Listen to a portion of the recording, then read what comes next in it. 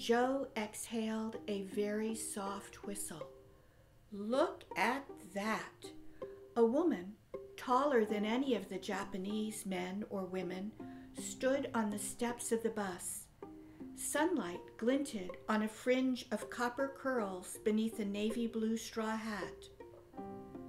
A girl with auburn hair, about 13 years old, stood behind the woman before hurrying across the lawn to a slender man wearing a charcoal gray suit.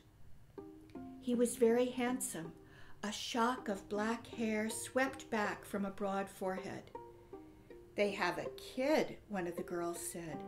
"Look at that, a mongrel kid." And that was my introduction to Charlotte, her mother, and her father. The setting for the novel is the Bedford Springs Hotel. It is a very old resort hotel that's in Bedford County, Pennsylvania. I had always loved the hotel, and I learned that the Bedford Springs Hotel had been the detainment center for the Japanese prisoners who had been captured when the ambassador to Berlin was fleeing in May of 1945. And that strange piece of history really captivated me. Hazel Shaw is the character who tells this story. When Hazel was a young woman, she came to work at the hotel. She was the secretary to the State Department's man in charge at the hotel, and she became intrigued with the Japanese prisoners, particularly with Charlotte and her family. Charlotte, at the time of the war, was about 12 years old. Her father was a Japanese diplomat. Her mother, Gwendolyn, was a British woman. Hazel is intrigued by the Harada family and their dilemma as to what will happen at the end of the war. You know, historical fiction is a wonderful kind of magical hybrid. Many of the characters are imaginary characters, but a few of the characters are real individuals. Ambassador Oshima is a very real individual, an infamous individual. Not only was he the ambassador for Japan to Germany, he was one of Hitler's confidants.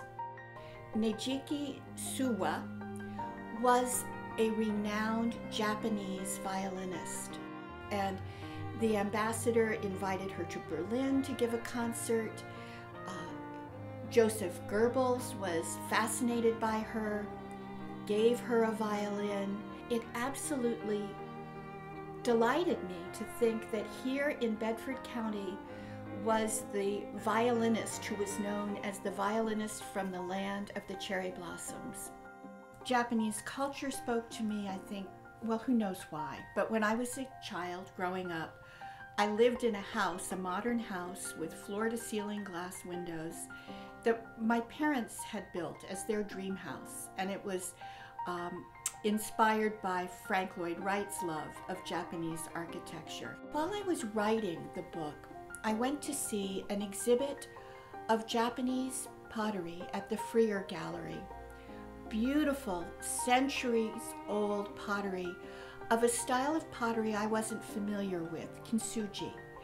And it is special in that the bowls and the vases are actually remade.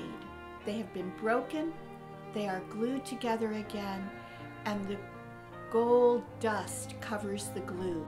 The broken pottery, the broken bowls, become even more beautiful than they would be if they had never been broken. And that became kind of a continuous theme within the story. It's really a credo that applies to almost all of us, that even that which is broken about our individual lives, or the lives of a family, or the lives of a nation, or even the lives of our world, even that which is broken can still be beautiful. And I found that a very relevant theme all through the story. For Hazel and Charlotte, when they physically go back to the scene where the events took place, there's something about going back to the past, remembering those events, remembering those people, that helps them finally understand what happened and who they are more deeply, helps them let go of some sorrows and some guilts and be able to move forward.